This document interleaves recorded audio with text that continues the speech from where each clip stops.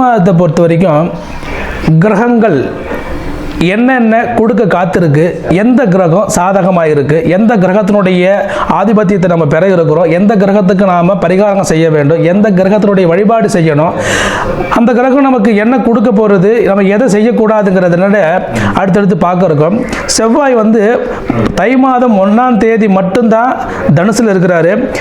அதுக்கப்புறம் மகரத்துக்கு போகிறாரு. அந்த மாதம் முழுவதுமே மகரத்தில் தான் இருக்க போகிறாரு. ஸோ மகர ராசியில் செவ்வாய் வரப்போகிறதுனால செவ்வாய்ங்கிற கிரகம் மகரத்தில் உச்சம் அடையுது.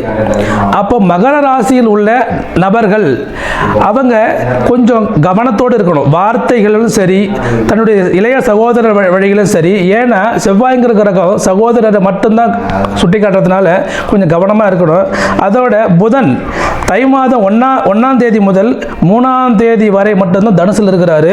மீதி நாள் தை 20ஆம் தேதி வரைக்கும் அவர் மகரத்தில் இருப்பார். 20க்கு மேலே கும்பத்துக்கு வராரு. ஸோ 3 பயிற்சிகளை ஒரு மாதத்தில் ஒரு கிரகம் சந்திக்கும் போது அந்த கிரகத்தினுடைய காரகத்துவத்தில் ஒரு பிறந்தவங்க, அந்த கிரகம் உச்சமோ ஆட்சியோ உள்ள நபர்கள் என்னென்ன கவனம் கொள்ள வேண்டும், எதை கவனத்தில் கொள்ள வேண்டும், எதை யாரிடம் சொல்ல வேண்டும் என்பதை அடுத்தடுத்த பதிவுகளில் பார்க்க இருக்கோம். சுக்கிரன் தை 1 முதல் 22ஆம் தேதி வரை, அதாவது ஆடம்பரத்திற்கும் வீடுமனை யோகம் பற்றிய ஒரு கிரகம் இருக்குதுன்னா அது சுக்கிரன் சொல்கிற கிரகம். அந்த சுக்கிரன் கிரகம் தை மாதம் 1ஆம் தேதி முதல் 22ஆம் தேதி கிட்டத்தட்ட ஒரு 80% நாட்களை அந்த மகரத்திலே 23ஆம் தேதிக்கு மேலே கும்பத்துக்கு வரப்போகிறாரு. ஸோ மீதி இருக்கிற ஒரு 9 நாள் 8 நாள் கும்பத்தில் இருப்பார்.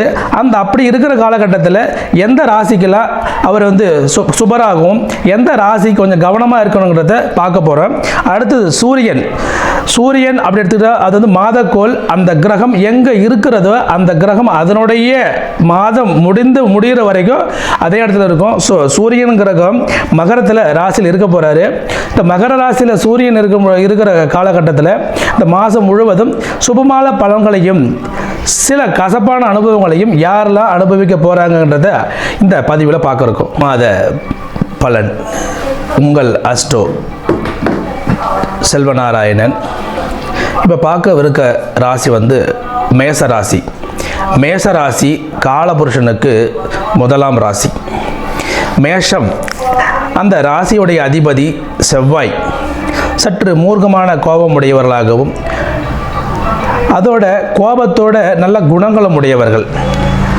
இந்த ராசியுடைய தன்மை இப்படி இருக்கும்பொழுது இந்த தை மாதத்தில் மட்டும் என்ன நடக்கவிருக்கும் அப்படிங்கிறத பார்க்க இருக்கோம். ராசிக்கு 3ஆம் இடத்துல குரு. ராசிக்கு 3ஆம் இடத்துல குரு வரும்பொழுது தைரியஸ்தானம், முயற்சி ஸ்தானம் அப்படிங்கிற எல்லாமே சுபமான பலன்களை கொடுக்க இருக்கும். தைரியம் எப்படி, நல்ல முயற்சிகளை செய்கிறோம்.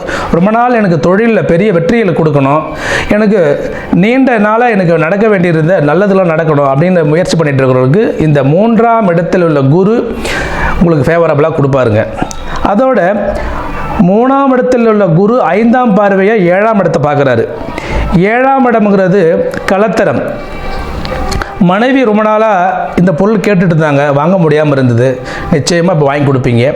நீண்ட நாட்களாக திருமணத்துக்காக இயங்கிக்கிட்டு இருக்கிறாங்க. திருமணம் முடிஞ்சிருச்சு, குழந்தை பேருக்காக காத்துக்கிட்டு இருக்கிறோம். இது எல்லாமே குரு அப்படிங்கிற கிரகத்தின் மூலமாக நிச்சயமாக இந்த மாதத்தில் உங்களுக்கு கிடைக்க வாய்ப்பு இருக்குங்க. அதோட குரு தன்னுடைய 7ஆம் பார்வையாக உங்களை ராசிக்கு 9ஆம் இடத்தை பார்க்க இருக்கிறதுனால செவ்வாய் புதன் அப்படிங்கிற கிரகத்தை பார்க்குதுங்க.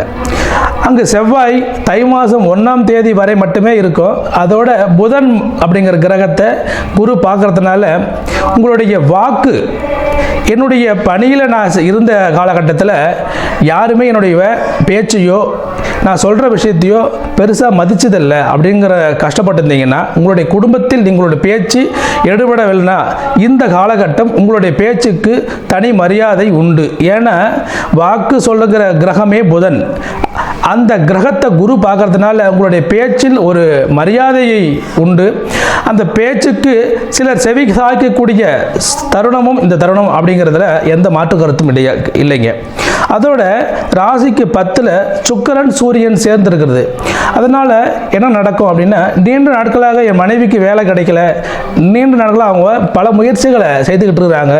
அந்த முயற்சி எப்போ தான் அவங்களுக்கு வந்து நல்ல பாக்கியத்தை கொடுக்கும், எப்போ அவங்க அந்த தொழில் அப்படிங்கிற அமைப்பில் வெற்றி பெறுவாங்க அப்படின்னா, இந்த தை மாதம் சுக்கிரன்கிற கிரகம் உங்கள் ராசிக்கு 10ல் இருக்கிறதுனால இந்த நேரம் நீங்கள் முயற்சி பண்ணும் பொழுது, இந்த நேரம் அவர்கள் ஏற்கனவே முயற்சி செய்திருந்த சில விஷயங்களுக்கு வெற்றியை கொடுக்கும் அப்படிங்கிறதுல எந்த மாற்று கருத்து இல்லை.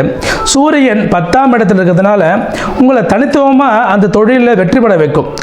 ஜாதகருக்கு தனித்துவமாக வெற்றியை கொடுக்குங்க.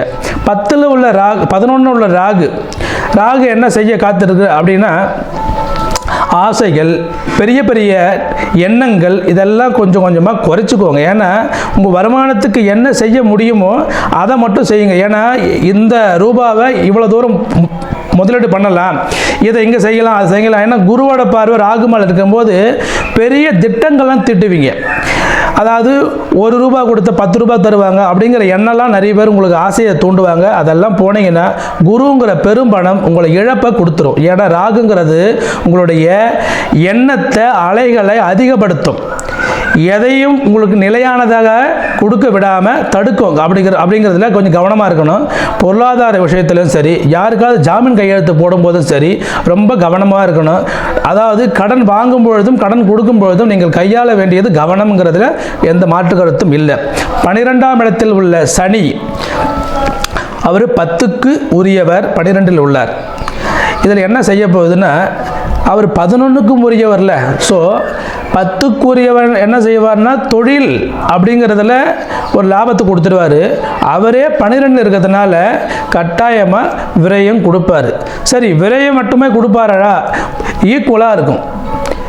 வருமானத்துக்கு ஏற்ற செலவுகளும், செலவுக்கேற்ற வருமானமும், வருமானத்துக்கேற்ற லாபமும், இந்த மூன்றும் சரியாக கொடுக்கக்கூடியவர் சனி. ஏன்னா கர்மகாரகன், காலபுருஷனுக்கு 10க்குரியவன் கர்மகாரகன் சனிங்கிறதுனால உங்களுடைய கர்மாவுக்கு ஏற்றார் போல் உங்களுக்கு என்ன கிடைக்க வேண்டுமோ அத்தனையும் சரியாக கொடுக்கக்கூடிய கிரகம் சனி.